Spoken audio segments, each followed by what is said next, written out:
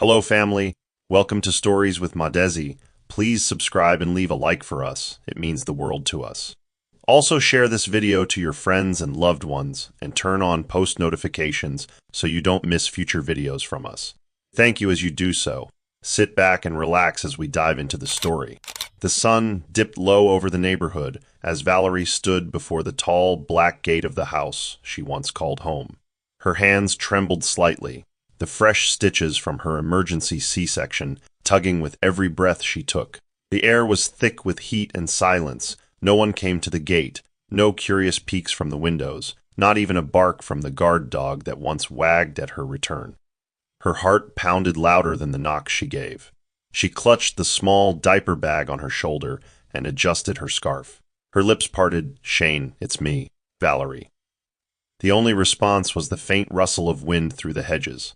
She tried the doorbell again, then stepped back to peer up toward the windows, confused, hurt, and increasingly uneasy. "Why is it locked?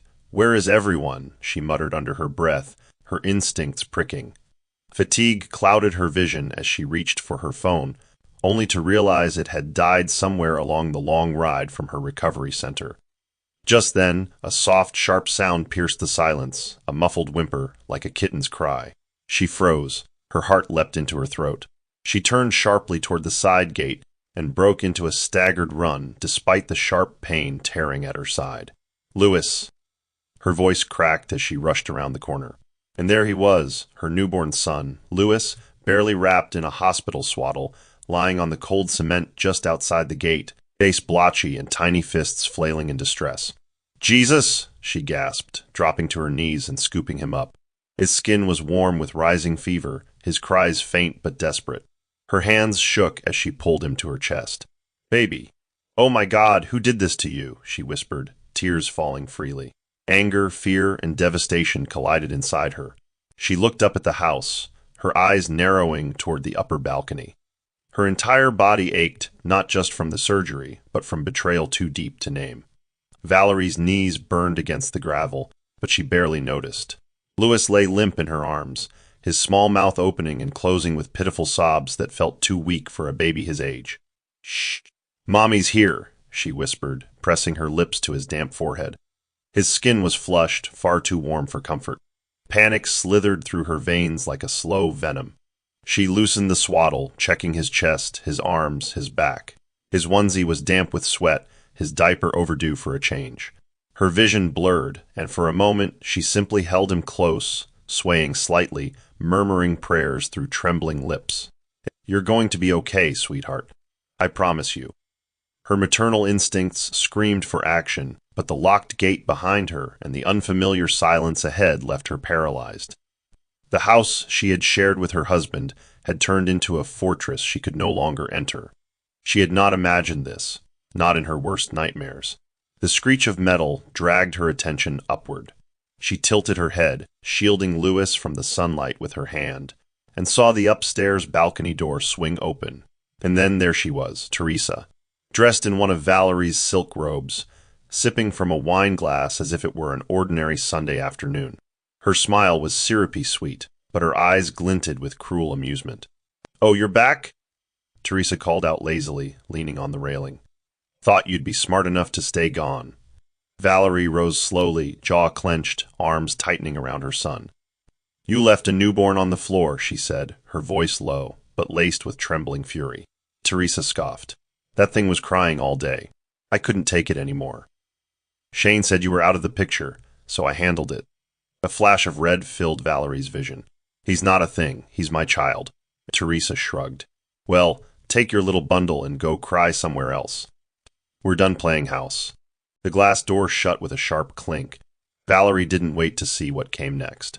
She turned back toward the main road, tears stinging her cheeks, body aching, but her resolve solidifying like concrete beneath her feet. Valerie's sandals slapped against the cracked pavement as she exited the driveway, her child nestled tightly against her chest, his cries now reduced to fragile whimpers. She could still feel Teresa's mocking tone echoing in her ears, but worse was the image of the woman standing comfortably on what used to be her balcony. The robe Teresa wore was unmistakably hers, a gift from Shane on their third anniversary. The realization made her skin crawl. Teresa wasn't just in her home. She had taken her place. The betrayal was deeper than infidelity. It was a complete erasure of her existence. Every step Valerie took away from that house was heavy, but she didn't dare pause. She had no money on her, no working phone, and no one nearby she could trust. But she couldn't think about herself.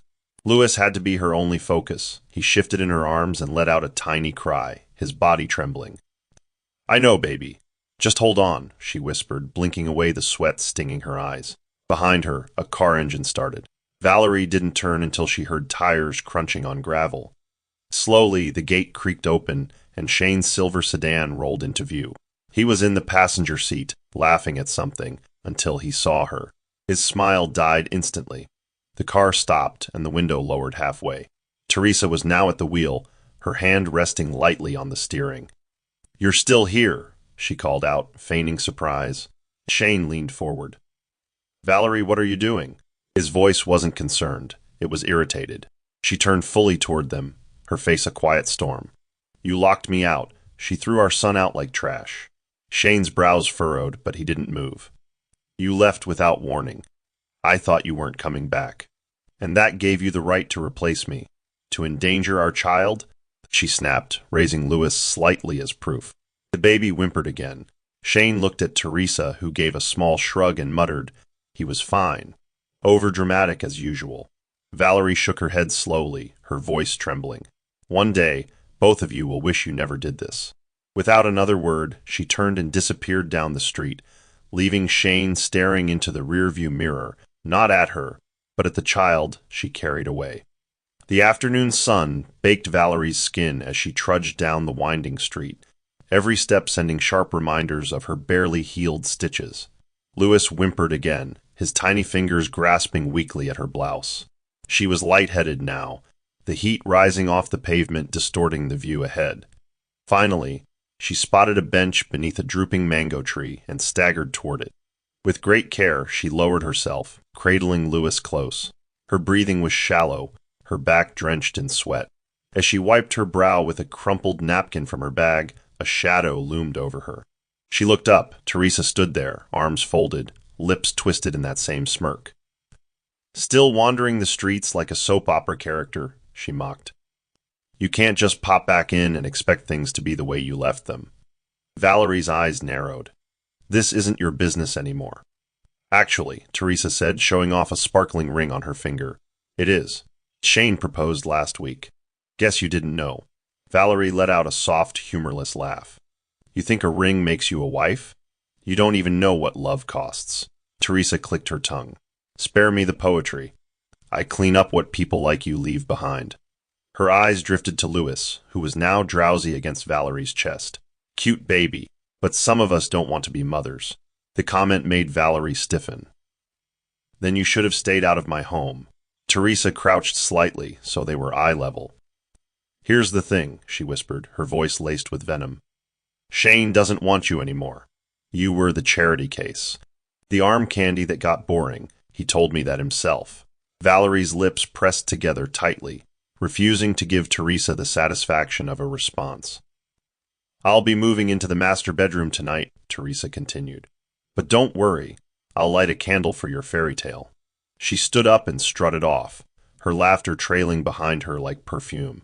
Valerie blinked slowly, pulling Louis tighter. She didn't scream, she didn't cry. She simply closed her eyes and made a vow under her breath. One day, they would both know exactly who they had thrown away. Valerie rose from the bench with a grunt of pain, her body trembling beneath the strain of fresh surgical scars and emotional devastation. The road ahead stretched long and hot, but it was still safer than the world she had left behind. Louis had fallen into an uneasy sleep, his head against her shoulder, his fevered skin searing through her thin blouse. With no money, no working phone, and no means of transportation, Valerie tightened her scarf and began to walk, one step at a time, past streets she used to drive through in a car her name helped pay for. Her mind buzzed with voices. Teresa's insults, Shane's cold eyes, the sound of the gate refusing to open. But louder than them all was the shallow, desperate breathing of her baby. He needed medicine, shade, clean water, cool room. "Just stay with me, my love." I'm here, she whispered over and over like a broken prayer. Sweat soaked through her clothes. Her lips were dry, her vision blurred. Yet she walked on, knowing if she stopped, she might never rise again.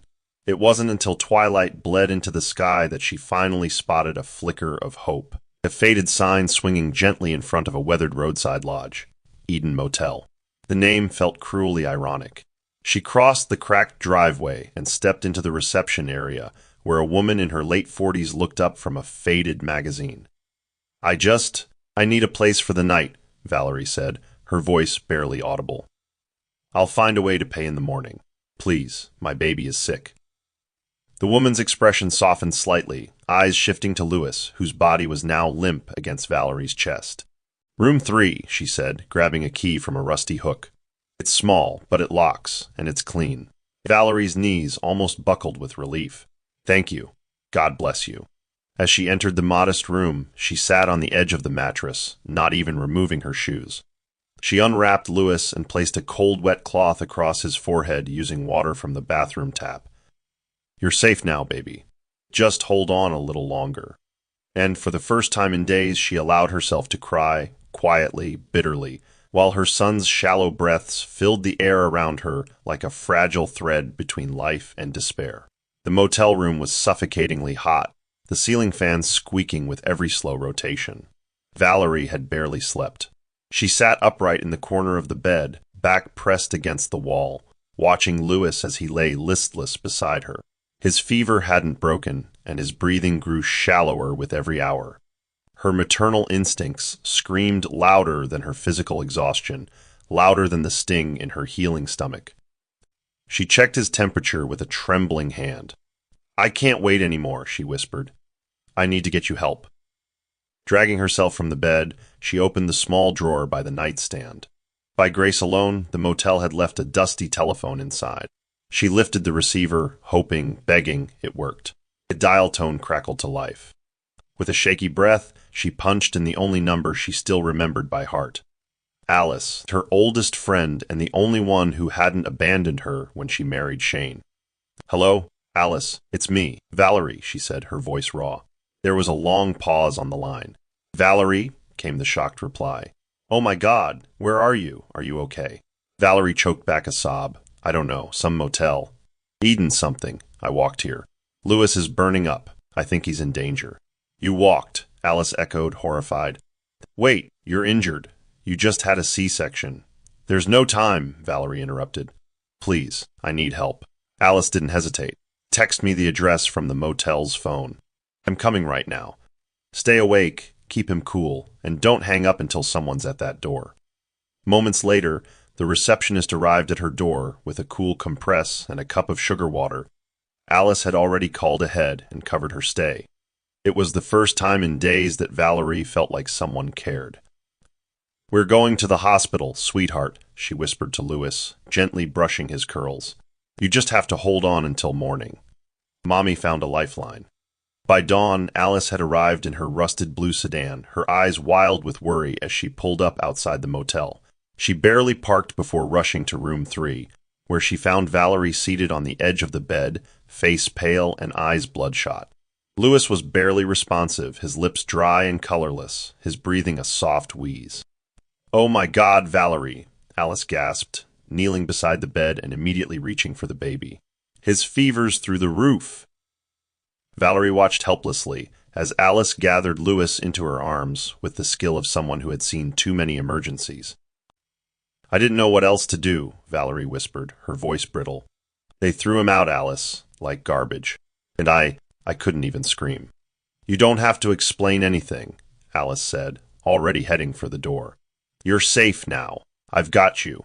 We're taking him to Westbridge, straight to pediatric intensive. Inside the car, Valerie cradled Louis tightly, refusing to let go even as Alice drove like a woman possessed. Tears streaked down her cheeks as she kept whispering, Hold on for me. The hospital loomed in the distance like a lighthouse, clean, tall, sterile, and familiar. She hadn't been there in years, not since her father passed away. She'd left the family name behind to live as simply as she could, to avoid being used for her bloodline. But today she needed it more than ever. As the car skidded to a stop at the emergency entrance, nurses rushed out as Alice shouted orders.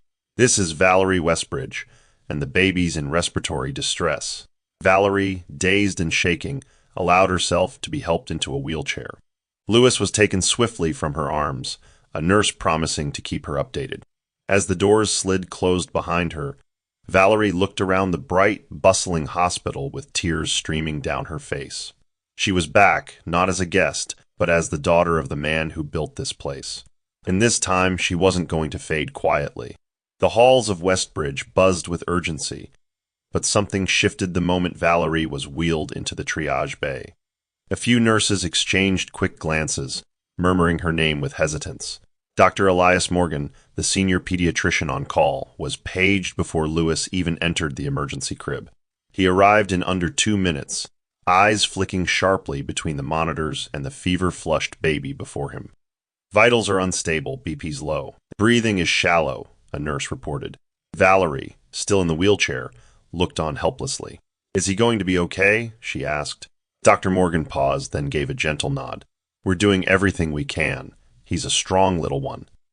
As he turned to direct his team, he suddenly did a double take. His eyes narrowed slightly as he looked at Valerie. "Wait, he stopped himself. Valerie straightened. "Yes, Valerie Westbridge." The room fell into a stunned hush. One nurse nearly dropped a clipboard. The tension broke as Dr. Morgan regained composure, nodded, and gestured to a private room. "Please, let's make her comfortable. She'll stay close." Once moved into the VIP observation suite, a room typically reserved for top-tier donors, Valerie sat motionless on the edge of a recliner while Alice stood near the window, arms crossed. "They recognize you," Alice said quietly. Valerie pressed a hand to her temple, exhaling. "They should. I was raised here. I walked these halls before I could spell hospital." She looked around the room, the glossy wooden panels, the framed portrait of her late father still mounted on the far wall. "But I walked away from it all for Shane, for normalcy. I didn't want to be the heiress. I just wanted to be loved without expectation." Alice sighed and sat beside her. "And now," Valerie's eyes shimmered, "now I want my son to live. I don't care who I have to be to make that happen." A knock interrupted them. Dr. Morgan entered with an update. "We've stabilized him for now. He'll be monitored in the NICU. We'll continue with IV fluids, antibiotics, and full observation for 48 hours. But we caught the infection just in time." Valerie covered her mouth, her body trembling with relief. "Thank you, doctor. Please, whatever he needs." Morgan smiled warmly. "He's in the safest hands. And so are you, Miss Westbridge." At the same moment, Valerie sat clinging to hope in a hospital room. Shane lifted his glass in a toast, surrounded by colleagues and 2 of Teresa's friends in their newly redecorated living room. The smell of grilled prawns and red wine filled the air, and soft jazz played from hidden ceiling speakers. "To new beginnings," Shane declared, clinking his glass with Teresa's. She wore a tight silver dress, her hair pinned back in loose curls. "Freedom looks good on you, babe," one of her friends smirked, lounging across the velvet couch. "It suits him," Teresa replied, casting a satisfied glance at Shane. He was beaming, utterly convinced that he had shed the weight of his old life. "I can finally breathe," Shane announced, leaning back with pride. "No more quiet crying in the hallway. No more arguments over family dinners. It's just peaceful now." Teresa gave him a soft kiss on the cheek and whispered, "I told you, all you had to do was let go." One of Shane's business partners, Roland, cleared his throat with a slight grin. "So, no contact at all. From her?" Shane shook his head. "None. And honestly, it's better this way. She wasn't ready for the kind of life I want." Teresa scoffed. "She couldn't even handle a baby, let alone a real marriage. We all know how fragile she is." They laughed, carelessly, cruelly. Not one of them asked where Valerie had gone, or how Lewis was doing. As the evening wore on, the clinks of wine glasses grew louder and the music bolder, masking the darkness outside. But when Shane stepped out to the balcony for fresh air, something inside him faltered. He glanced toward the garden and remembered the tiny sandals Valerie used to leave outside after watering the plants. The memory hit like a stone. For the briefest moment, the laughter inside seemed to echo hollowly. Teresa appeared behind him, sliding her arms around his waist. Don't disappear on me now, she said playfully. Shane smiled faintly, but said nothing. Somewhere deep inside, a shadow of discomfort stirred, but he drowned it quickly in another sip of wine. Valerie stood just beyond the glass wall of the NICU, watching her baby surrounded by machines, wires, and blinking monitors. The gentle rhythm of his breathing was now assisted by a small, nasal cannula. Nurses moved quietly around his bassinet, adjusting tubes and jotting notes. Valerie's legs felt numb, but she couldn't bring herself to sit. Her hand rested gently against the glass, fingers spread as if she could somehow send her strength through the barrier.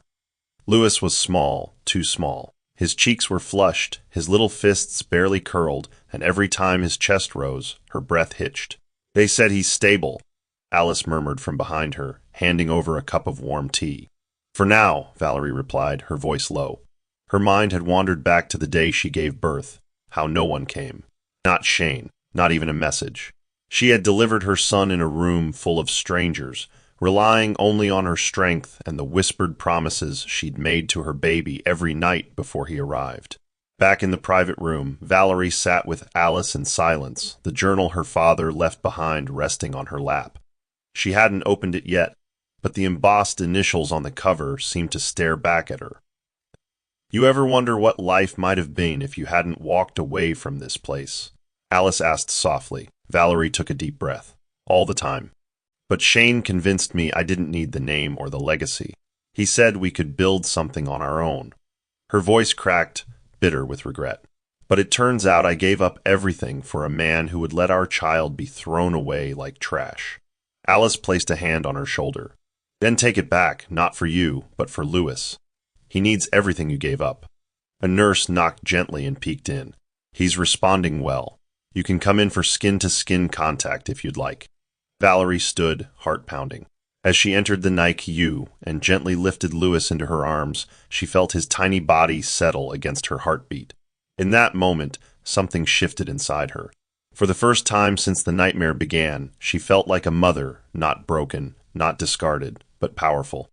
The sliding glass doors to the NICU lobby opened with a hiss as Teresa strutted in, high heels clicking defiantly against the polished tiles. Her appearance was like a blade slicing through still water, loud, inappropriate, and entirely unwelcome. Dressed in a champagne-colored jumpsuit with oversized sunglasses perched atop her head, she approached the reception desk with a confident smirk. I'm here to check on the baby. My fiancé's child, she said, tapping her acrylic nails against the counter. The nurse frowned. Name of the patient? Teresa waved dismissively. Louis, Shane's baby. The nurse's expression tightened. You're not listed on the Guardian file. I'll have to inform the attending administrator. Unbothered, Teresa glanced around until her gaze landed on a frosted window beside the NICU wing. Behind it, she could faintly make out Valerie sitting beside an incubator, her back to the glass, gently humming to Louis. Teresa smirked. She's still pretending to be the good mother, huh? Moments later, a firm voice interrupted her musings.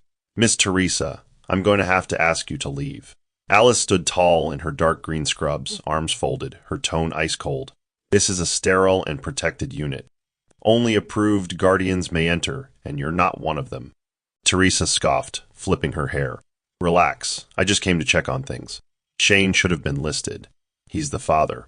Alice didn't flinch. Even if he were, he forfeited those rights when he allowed the child to be abandoned in unsafe conditions. And as for you, you're under observation for trespassing if you don't turn around now. For a moment, Teresa's expression flickered with uncertainty. She hadn't expected resistance, certainly not this sharp. Whatever, she muttered. Just tell Valerie I was being generous. She spun on her heel, heels echoing louder now, and stalked toward the exit.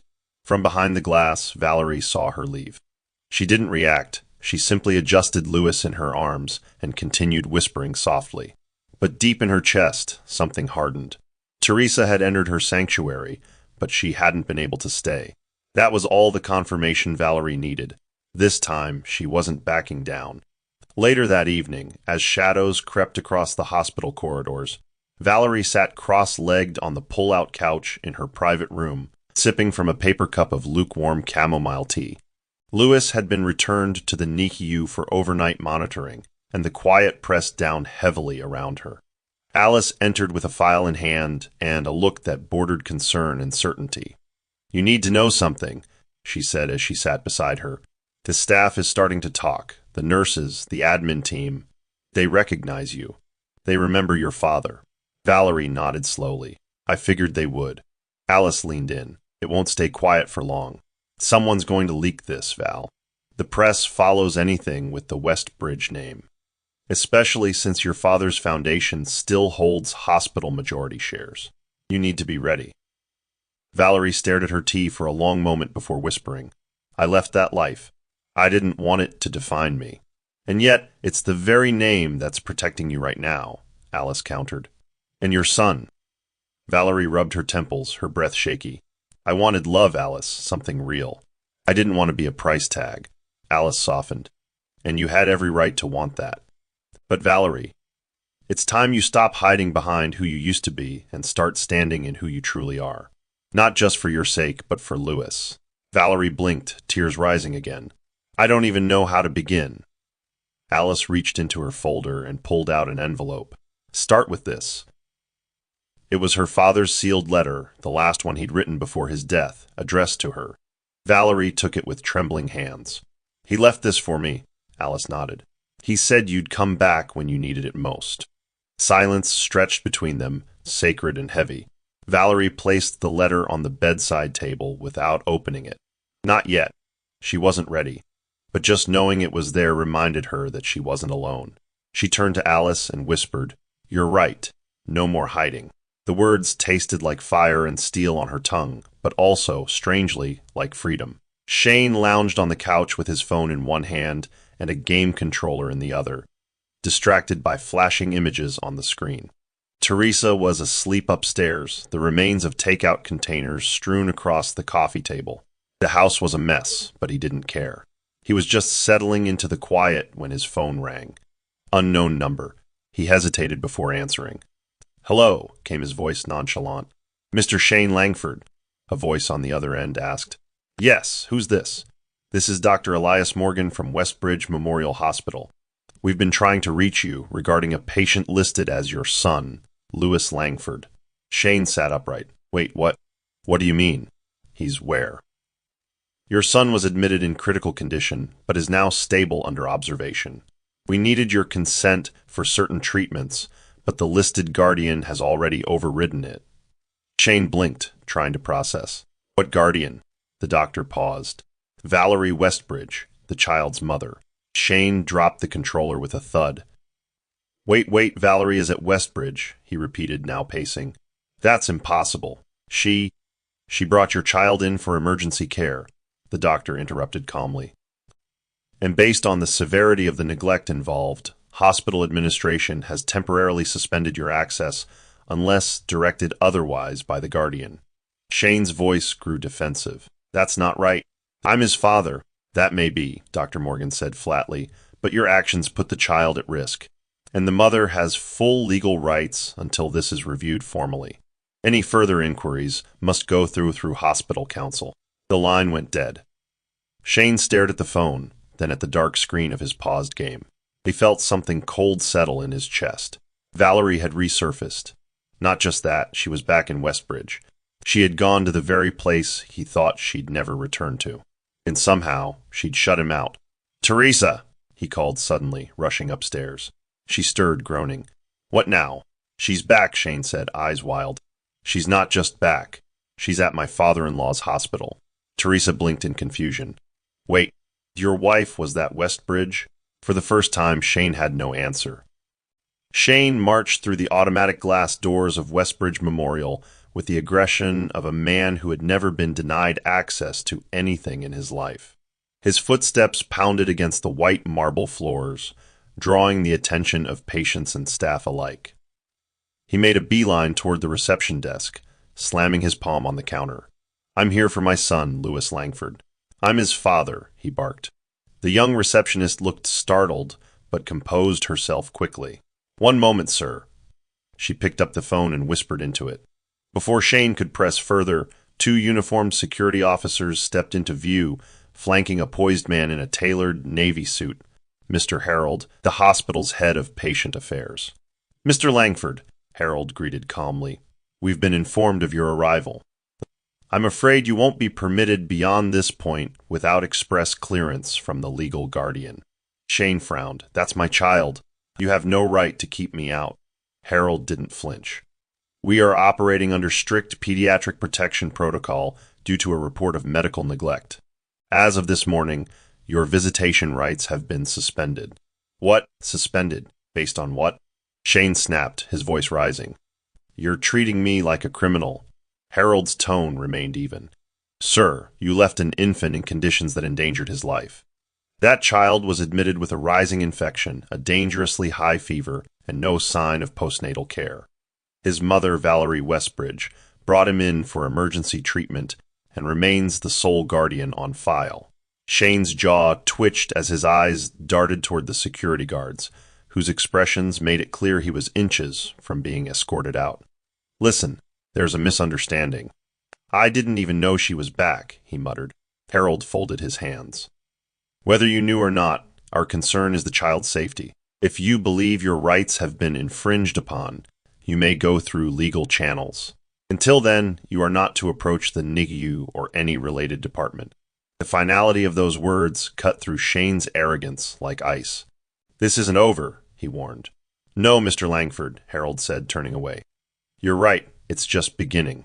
Back in the NICU lounge, a young nurse named Clarissa carried a fresh chart into the observation room where Valerie sat reading her father's letter, its ink faded but words still potent with grace and instruction. Clarissa hesitated, eyes flickering between the document and the woman holding it. "Excuse me, Miss Westbridge," she asked softly. Valerie looked up. "Yes," Clarissa stepped forward, her voice lowering. "I just wanted to say, it's an honor to meet you. I trained under the scholarship your father's endowment funded. I never got to thank your family." Valerie blinked, caught off guard. "That means a lot. He always believed in training good hands, not just good minds." Clarissa smiled shyly. He was right. "And now that you're here, well, the entire ward is talking. They didn't believe it at first, that you came back, but we're proud to have you, just so you know." Valerie felt her throat tighten, a mixture of embarrassment and humility washing over her. "Thank you, Clarissa. I didn't come to make waves. I came to save my son." After Clarissa left, Alice entered and found Valerie staring at the ceiling, the letter folded neatly in her lap. "So," Alice said softly, "how does it feel to finally be recognized?" Valerie chuckled without humor. "Like I'm wearing someone else's shoes, and they still fit." Alice sat beside her. "You know what people are saying. They're calling you the heir we never knew. You were the mystery Westbridge, the missing daughter who turned her back on fortune." Valerie leaned back. "They're not wrong. I did. I traded everything for love, and it cost me nearly everything else." She paused, her voice steady. "But maybe now I can use this name to protect what matters. Not the money, not the image, just Lewis." Alice nodded. "Then start thinking like a Westbridge again. You have a voice, and these people, they'll listen." Valerie's gaze turned toward the NICU window, where Lewis stirred gently in his bassinet. "Then maybe it's time I stop being the forgotten name, and become the one they'll never overlook again." The morning light spilled softly into the NICU as Dr. Morgan conducted his early rounds, clipboard in hand, nodding approvingly at the numbers on Lewis's monitor. Valerie stood quietly beside her son's crib, her fingertips lightly brushing the edge of the plastic enclosure. Dr. Morgan offered a gentle smile. "He's improving faster than expected. He's a fighter," Valerie smiled weakly. "He's had to be." The doctor hesitated, then cleared his throat. "I just wanted to say, your father would be proud. I worked under him when this hospital was still a 2-story unit. He believed in healing, not just medicine, and I see that same spirit in you." Valerie's eyes shimmered. "I didn't think I had it in me anymore." "But you do," Morgan said. "You came back for your child when most would have given up. That's not just strength, Miss Westbridge. That's legacy." Valerie looked down at her baby, his chest rising gently beneath the oxygen tube. "He's the only legacy I care about now." As the doctor left, Alice entered with a folder and a raised brow. "You're being summoned," she said lightly. Hospital board wants to meet with you. It's unofficial, of course, but your presence is stirring curiosity. Valerie sighed and adjusted her blouse. Let them wait. Louis comes first. But the reality was unavoidable. Her surname had opened doors without her permission, and now it was drawing attention from every corner. Still, she felt a strange clarity she hadn't had in years. If they want me back in that world, they'll have to understand. I'm not the girl who left quietly. I'm the mother who came back with everything to protect. Alice smiled. Now that sounds like a Westbridge. The two women shared a quiet moment, the hum of hospital machines a steady backdrop to this new beginning. Valerie looked once more at her son and whispered, "We're not just surviving anymore, baby. We're about to take our place." Shane sat stiffly on the edge of the living room couch, staring at his phone screen. He had scrolled past the same news blog 3 times before finally clicking the link. There, in grainy but unmistakable clarity, was a photo of Valerie, her head held high, walking through the corridors of Westbridge Memorial. The caption beneath read, "Westbridge heiress seen in hospital after emergency return." His throat dried. How had he been so blind? Teresa walked in holding a bowl of cereal, chewing loudly.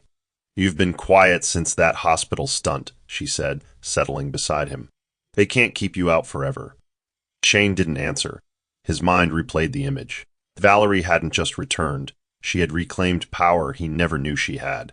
He looked at Teresa, suddenly seeing her for what she was, a placeholder, not a partner. "Did you know who she was?" he asked, voice low. Teresa rolled her eyes. "What does it matter? She walked out on you." Shane shook his head. "No, I walked out on her. And now I think I've made the biggest mistake of my life."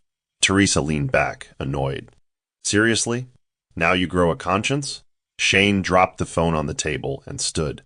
"Valerie was never just a wife. She built with me, held me down when I had nothing. And what did I do? I left her vulnerable.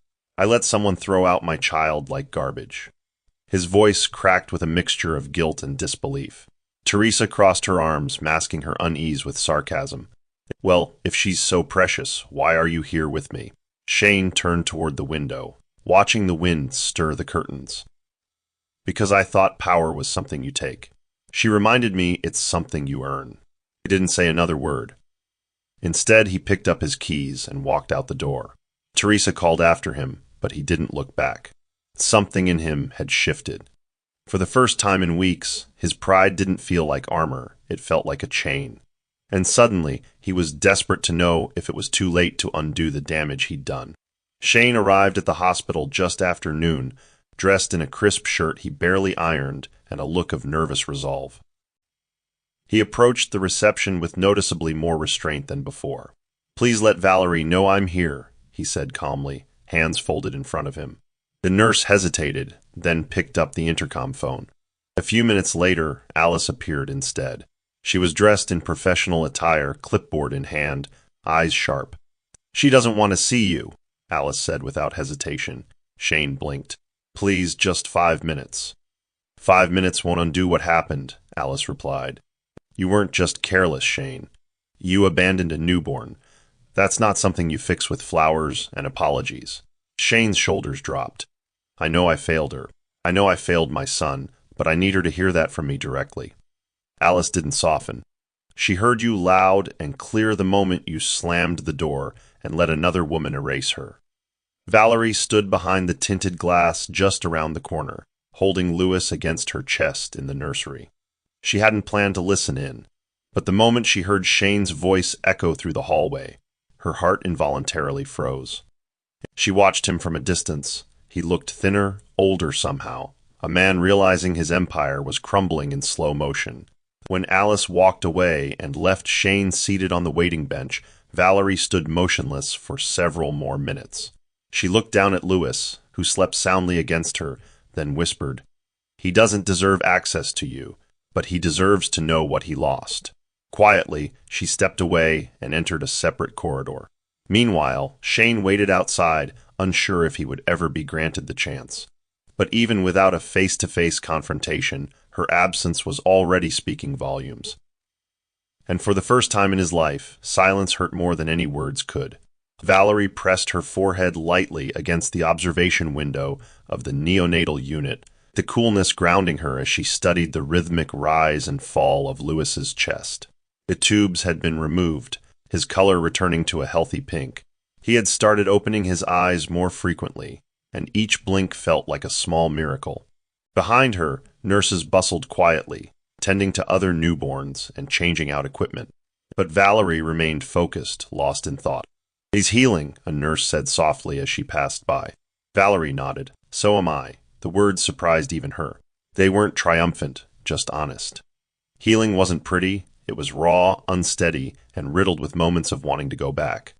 She glanced once more at Lewis, then walked back to the lounge, where Alice was reviewing lab reports. "He's responding beautifully," Alice said, looking up. "And you?" Valerie gave a small smile. "I'm learning to breathe again."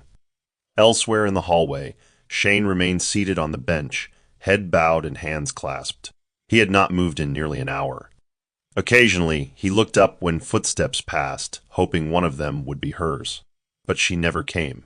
Instead, Valerie observed him from a quiet corner near the opposite hallway, a vantage point that allowed her to see without being seen. She studied him not with longing, but with measured reflection. She remembered the man she once loved, the man she thought would stand beside her in any storm. But the figure before her now looked like a stranger weighed down by the consequences of his choices. She held Lewis closer and whispered, "I forgive you, but I won't return to you." Then, without a sound, she turned and walked back toward the NICU, the swish of her hospital gown the only sign she had ever stood there. Shane never saw her watching. He would never know how close he had been or how far he truly was. Valerie sat alone that evening in the private recovery suite, the lights dimmed and Lewis finally asleep in the bassinet beside her. In her lap rested her father's leather-bound journal, its edges weathered, the gold initials slightly faded but still proud. She hadn't opened it since the night Alice handed it to her. Now she felt ready. With slow fingers, she unfastened the clasp and turned to the first page. Her father's handwriting greeted her like an old song, bold, neat, and full of quiet wisdom. "To my daughter, if you're reading this, it means you've returned, not to this building, but to yourself." A tear slid down her cheek. Page after page, her father recounted his own fears, failures, and triumphs. He spoke of legacy not as inheritance, but as responsibility. "Don't protect the name, Valerie. Use it to protect others." She clutched the book to her chest and whispered, "I'm sorry it took me so long to understand." Later, Alice entered quietly with a warm blanket and some fruit. She noticed the open journal and sat beside Valerie without speaking. After a long moment, Valerie spoke up, her voice distant but firm. "He knew I'd come back. He wrote it like he saw it already." Alice nodded. "He always said you had more fire than you gave yourself credit for. He knew you'd rise. It just had to be on your terms." Valerie traced a line on the page with her fingertip.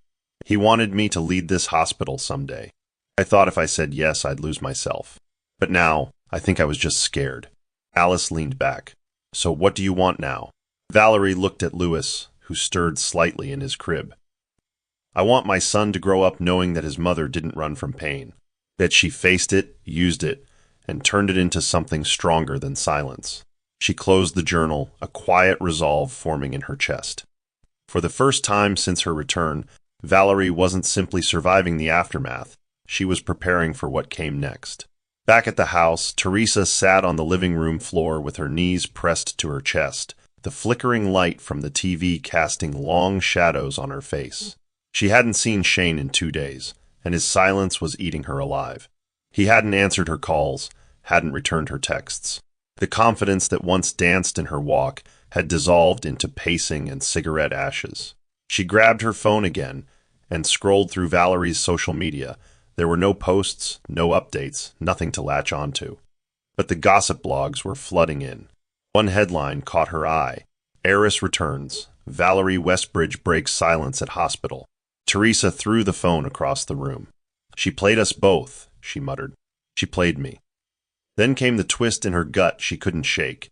If Shane saw Valerie for who she truly was, if he saw the power, the grace, he would leave her. And Teresa couldn't afford that. An hour later, she found herself driving aimlessly, hands shaking on the wheel. She ended up parked outside the hospital gates, engine still running. She stared up at the glowing Westbridge signage and gritted her teeth. "She thinks she's better than me," she hissed. "But I know the truth, she left him first. She abandoned him before I ever showed up." The logic was thin, but it was the only way she could soothe her spiraling mind. Teresa stepped out of the car and began walking toward the entrance, but froze halfway. Security guards stood at the gate, already on alert from her last visit. She knew they'd recognize her. She backed away slowly, heart pounding, face burning with humiliation. "She's poisoning him against me," she muttered to herself. "If I don't act soon, she'll take everything." The desperation clawed higher. In that moment, Teresa wasn't just afraid of losing Shane. She was terrified of being forgotten, erased like a stain scrubbed clean. And that fear would soon push her to reckless choices that would cost more than she ever imagined. Shane returned home late that evening, shoulders slumped, face drawn with exhaustion. The living room was dim, the only light coming from the kitchen where Teresa sat at the counter, wine glass in hand. She didn't greet him. Instead, she stared at him silently, swirling the liquid in the glass as if trying to divine answers from the bottom. Shane dropped his keys on the table and sighed. "We need to talk," he said. Teresa let out a short, dry laugh. "That's rich. Now you want to talk?" Shane walked to the fridge and grabbed a bottle of water. "I've been thinking about everything, about what we did." Teresa cut in sharply. "You mean what you did?" "You let her walk back into your head the moment she returned." Shane didn't deny it. "She's the mother of my son. She never should have been treated like that." Teresa stood now, eyes blazing. "So what am I, Shane? A substitute? A rebound?" he exhaled. "At first, maybe. But I stayed because I thought we had something real." "And now," she demanded. Shane hesitated. "Now I see that I confused peace with freedom. You made it easy to forget her, but that doesn't mean it was right." Teresa's voice cracked, rage and desperation colliding. "You're choosing her over me. After everything I gave up for you?" Shane looked her in the eyes. "You helped me destroy something good, and now I'm trying to fix it, even if I never get her back." Teresa's hands trembled. "She'll never forgive you, Shane. You're fooling yourself." He nodded. "Maybe, but I need to be the kind of man my son isn't ashamed of."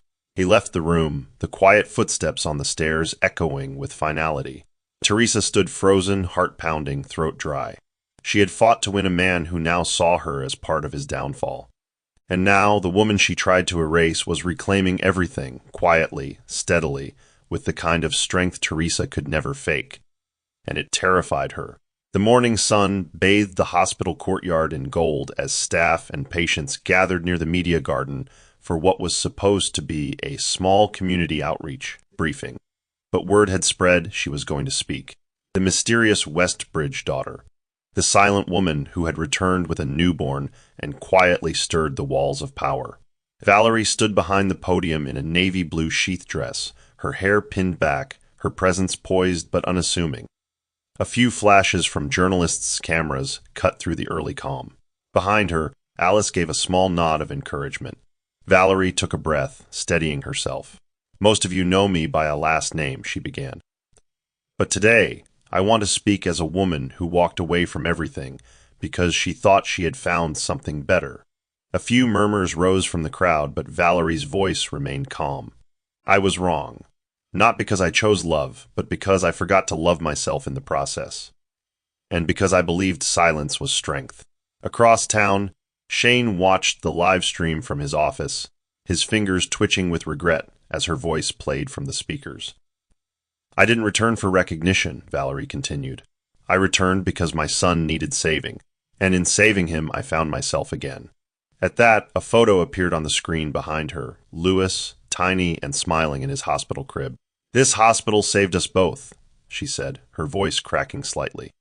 "And I intend to protect every mother and child who walks through these doors." Applause broke out, not thunderous but warm, genuine. It wasn't the heirloom name that moved the audience. It was the raw, honest truth in her voice. Shane lowered his head, pressing his palms together. Teresa stood behind him in the doorway, arms crossed, eyes narrowing at the screen. "She's building something again," she whispered. Shane didn't reply. He didn't have to. The look in his eyes told her everything. This time, it wasn't about winning her back, it was about watching her rise beyond reach. Inside the hospital's executive boardroom, Valerie sat across from the hospital trustees, mostly older men in tailored suits and two women with keen, calculating eyes. The room had once felt cold and distant to her, like a place built to honor her father but not welcome his daughter. But today, the power in the room shifted the moment she began to speak. "I know I walked away," she told them plainly. "But that doesn't mean I wasn't watching. I see the pressure you're under, the decisions you have to make without heart. And I'm here now, not to reclaim a title, but to reclaim a purpose." The chairman leaned forward. "And what is that purpose, Miss Westbridge?" Valerie didn't flinch. "To give this hospital back its soul, starting with the mothers no one hears, and the children who pay the price for their silence." That earned murmurs of interest. "We've had investors approach with similar ideas, but none of them," he hesitated, "had your weight behind them." Valerie's gaze didn't waver. "I'm not asking for a role. I'm claiming a responsibility. My father gave his life to this place. I'm not letting his legacy be reduced to plaques and polite handshakes." The room went still. One of the female trustees, a tall woman named Dr. Miriam Osei, spoke gently. "So you're no longer silent?" Valerie leaned in. "I've been quiet for too long, and silence almost killed my son." Her words settled like stones. The board exchanged glances, and finally, the chairman nodded. "We'll back your initiative. Present your proposal formally next week. Consider the floor yours, Miss Westbridge." As Valerie stood, Alice stood waiting just outside the doors, arms crossed and eyes glistening with pride. "So," she asked. "They agreed," Valerie said with a soft smile. "The hospital's changing, and I'm not just walking through its halls anymore. I'm shaping them." Alice grinned. "Took you long enough." Valerie looked up toward the ceiling as though her father might be watching. "I'm done being quiet, Daddy," she whispered. "I'm finally ready to speak." The following week, reporters filled the hospital's main hall again, this time at Valerie's invitation. A large screen displayed architectural plans and renderings behind the podium. Alice stood off to the side with the project director, while hospital staff filled in the remaining seats. Valerie approached the microphone, this time with Louis nestled against her chest in a soft sling, sleeping peacefully. "I stand here today, not just as a member of the Westbridge family," she began, "but as a mother who had no place to go when she needed help the most." She looked down at her son, then raised her gaze to the audience. "And that should never be anyone's story." She clicked the remote, revealing the name of the new wing, the Lewis House, a shelter for mothers and newborns in crisis. The crowd hushed. "This isn't just a wing," she said. "It's a promise that no mother will be turned away, that no child will be left behind a locked gate." A woman from the press raised her hand. "Why name it after your son?" Valerie smiled softly. "Because he survived what many children don't. And because when I was at my weakest, he gave me strength. This is his legacy, too." The crowd responded with applause, this time louder, full of admiration. As Valerie stepped down, she passed the blueprint to Alice, who whispered, "This is going to save lives." Valerie looked around at the people standing in rows, doctors, nurses, journalists, strangers, and said, "That's the plan." Across town, the live stream played again on multiple screens. Shane watched from his office, jaw tight, while Teresa stared in silence. "She's not just coming back," she muttered. "She's rebuilding everything we tried to break." Shane didn't argue. He just whispered, "She was never ours to break." For the first time, he saw clearly. Valerie hadn't come back for revenge. She came back for something bigger. And that made her more powerful than he'd ever imagined. Shane sat in his office, staring blankly at the email on his laptop screen. The subject line read, "Contract terminated, board decision final." He read it again, then a third time. It still didn't change. His investment firm, the one he built with Valerie's quiet support years ago, had cut ties with him. Not because of a scandal, not directly, but because investors had seen the press conference, had read the news. She had become a symbol of healing, redemption, and leadership. And he had become the shadow behind her story, the man who let a mother and newborn be thrown into the street. Slowly, he removed his suit jacket and dropped it over the back of the chair. The silence in the room was suffocating. Outside the door, two interns whispered as they walked past. "He's done," one said. "Should have treated her right," the other replied. Shane's hands balled into fists. He wasn't just losing business. He was losing face. At home, Teresa's bags were already packed. She didn't cry. She didn't plead. She just stood at the doorway with one last look of bitter recognition. "You dragged me into your mess," she said coldly. "And now you want to act like you're the victim?" Shane didn't respond. He leaned against the kitchen counter, unshaven and weary, staring at the half-full bottle of wine from 2 nights ago. "I didn't ask you to throw that baby out," he said. Teresa scoffed. "You didn't stop me either, and that's worse." She picked up her suitcase, but before leaving, added, "You think this is about her coming back? No, it's about the fact that she came back better." Shane didn't deny it. The truth was too loud to silence anymore. He watched her leave, and the door shut behind her with a finality that rang in his bones. In the stillness, he let his weight fall to the floor. No more investors, no more relationship, no more lies to cling to. All that remained was the echo of the woman who'd once loved him, and the son he no longer had the right to hold. That evening, after Louis had been fed and tucked into his crib at the hospital's convalescent nursery, Valerie returned to her suite and sat at the writing desk beside the window. The room smelled faintly of eucalyptus and lavender, a calming mix left behind by one of the night nurses. In front of her was a blank page of cream stationery, her fountain pen poised above it. She stared at the paper for a long while before she began to write. Not for the media, not for the board, not even for Alice, but for Shane. "I loved you until it hurt. Until my heart grew silent under the weight of your neglect. I wanted to believe that love was enough, that patience would teach you what power never could. But I was wrong." Her hand trembled slightly, but she kept going.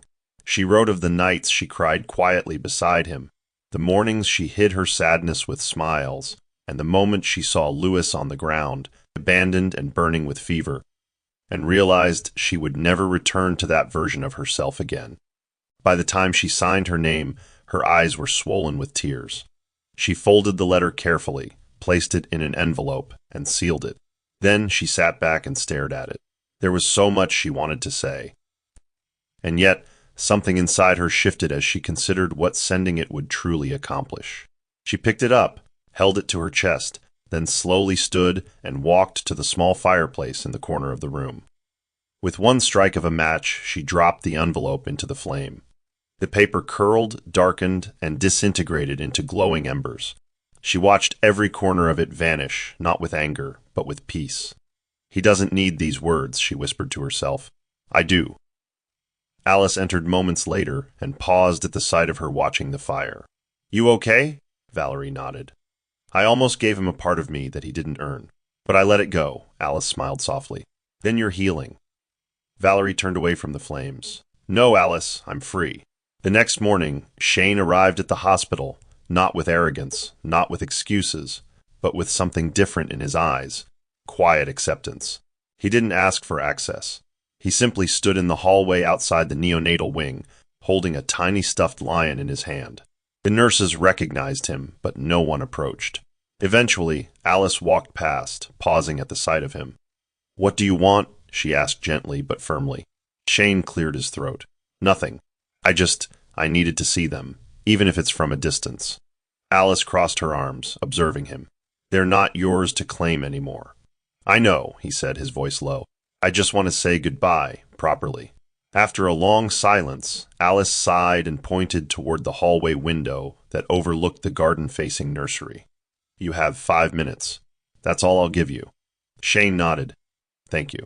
He walked slowly to the window and stood still, gazing through the glass at Valerie, who sat by Louis's crib, holding his tiny hand. Valerie didn't turn, but she felt the weight of the moment. Something told her Shane was nearby, watching, not out of entitlement, but out of longing.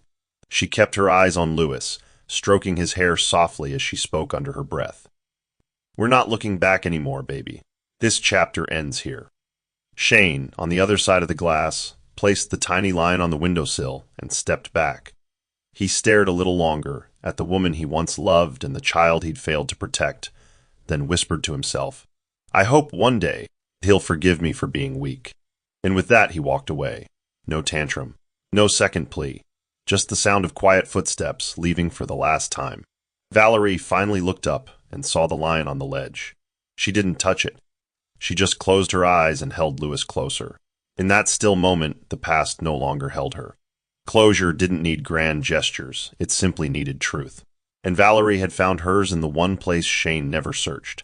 Her own strength. Weeks passed. Spring sunlight now bathed the countryside estate Valerie once vowed never to return to. Her father's ancestral home, nestled between quiet hills and canopied trees. But this time, it didn't feel like a mausoleum of the past. It felt like a beginning. Valerie stepped onto the veranda barefoot, her long wrapped skirt flowing behind her. She held Louis on her hip, his giggles filling the air as he reached out for the breeze. Flowers lined the porch rail, lavender, hibiscus, and a pot of sunflowers she'd planted herself. Across the garden, a small crew of women were unloading donated supplies for the Louis house, which had officially opened the week before. She waved to them warmly. "You can place the crib mattresses by the shed. I'll sort them in a minute." One of the women smiled. "Yes, ma'am." Valerie looked at Louis and whispered, "See? This is our world now, and it's so much better." Inside the house, the scent of baked yam and stew filled the air, courtesy of Alice, who had claimed the kitchen as her sanctuary. "You're glowing," she teased as Valerie entered with Louis. "Did the air finally cure your stress?" Valerie laughed, placing Louis in a cushioned playpen by the fireplace. "Not the air, the decision. Coming home, not just here but to myself. For the first time, I feel like I'm living instead of hiding." Alice stirred the pot and looked over. "You could have given up so many times. But you didn't," Valerie shrugged. "Giving up would have meant letting them win. Letting that moment at the gate define me forever." She sat beside her son, who now gnawed playfully on a soft, teething ring. "He saved me. I thought I was fighting for him. But he fought for me too, without even knowing it." Alice came over and placed a gentle hand on her shoulder. "You didn't just survive, Val. You rose. And now, everyone else gets to rise with you." Valerie smiled quietly, soaking in the moment. No headlines, no drama, just peace, laughter, and the promise of something beautiful still unfolding. A month later, the town square buzzed with the unveiling of a commemorative statue commissioned for the Louis house. Crowds gathered, eager to witness what had become a symbol of maternal resilience and rebirth. Valerie stood beside the covered statue, Louis resting in her arms, wide-eyed and content. A hush fell over the crowd as she stepped up to the podium. "There was a time," she began, "when I believed silence was strength. That suffering quietly made me dignified. But I've learned that silence, when it shields injustice, becomes complicity. And strength, real strength, is found in truth." She looked into the faces of mothers, daughters, fathers, nurses, and community leaders, all of whom had come not just to applaud her, but to believe in something again. "This statue isn't for me. It's for every woman who was told she was too soft to lead, too broken to rise, too voiceless to matter." With that, she reached for the cord and gently pulled. The cloth slipped away to reveal a bronze sculpture, a mother kneeling beside her child, one hand shielding him, the other reaching toward the sky. The crowd erupted into applause. Tears shimmered in many eyes. Louis cooed and reached for the microphone, drawing laughter. Valerie smiled.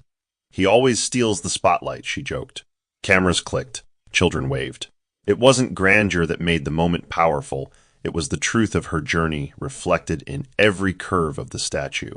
Later that evening, as the crowds dispersed and twilight painted the sky in purple and gold, Valerie walked alone with Louis across the garden behind the shelter. She whispered to him, "One day you'll ask me why we built all this, and I'll say, because someone tried to erase us, and we chose to shine instead." Louis reached up, and she kissed his forehead. For the first time, Valerie wasn't defined by what she had lost. She was remembered for what she had built. His silent heiress was gone.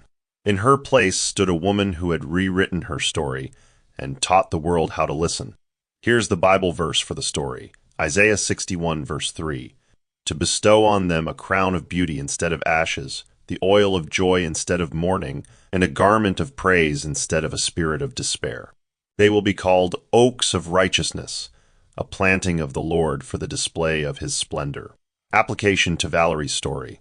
Valerie emerged from betrayal, abandonment, and near tragedy not just restored, but transformed. What others tried to break in silence, God used to birth strength, legacy, and purpose. Her suffering was exchanged for honor, not just in status, but in spirit. Moral of the story: never underestimate the strength of a woman who chooses healing over revenge. When silence becomes the ground for resilience and pain is turned into purpose, there is no limit to what a determined heart can rebuild. Betrayal may bruise the soul, but it cannot define the one who chooses to rise with integrity, protect what matters most, and speak for those who've been ignored.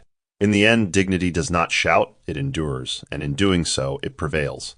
That's the end of the story. What did you learn from this story? Drop your thoughts in the comment section. Leave a like and don't forget to subscribe and turn on post notification so that you'll be notified whenever we drop our next videos. Also, share this video to someone who might be interested. Thank you so much for watching.